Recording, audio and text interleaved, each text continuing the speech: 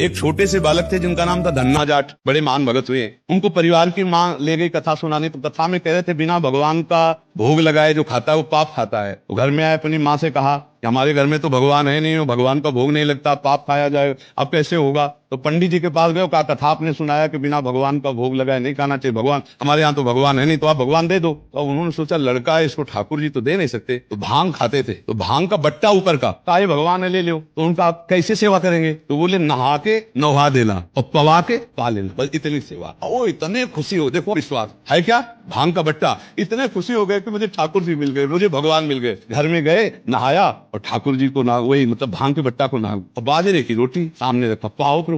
वहां प्रभु कहाँ, एक दिन हो गया, तो उन्होंने सोचा हमारे पास कुछ है नहीं लगता, पंडित जी के पास खीर पुआ सब सामग्री थी, तो ठाकुर जी पाते, वो बिल्कुल ठाकुर जी मान रहे। दूसरा दिन हुआ, फिर वही बाजरा, तीसरा दिन हुआ, फिर वही बाजरे की रोटी। तो वो रो रो करके ऐसे भांग का बट्टा पकड़ा, कहने लगे प्रभु हमारे पास नहीं है कि हम तुम्हें खीर पूरी पुआ पवा सके, और गुरु जी ने कहा बिना पवाए पाना नहीं, अगर आप नहीं पाओगे तो हम चाहे मर जाए लेकिन नहीं पाएंगे। उसी समय श्री कृष्ण प्रकट हो गए और बाजरे की रोटी शुरू कर दी पाना। तो बोले देखो तुम कितने निर्दयी हो, 3 दिन से तो हमें भूख लगी है, हमारे घर में ज्यादा कुछ है नहीं, 1-2 रोटी माँ बना पाते, गरीब आदमी, पूरी रोटी तुम नहीं पाओगे, आधी हमें दो आधी तुम पाओ। और फिर जो लीला का विस्तार हुआ कि धन्ना सेठ हो गए, अपार वैभव उनके। ये है विश्वास, गुरु के वचनों पर बिल्कुल बुद्धि न चलाकर विश्वास।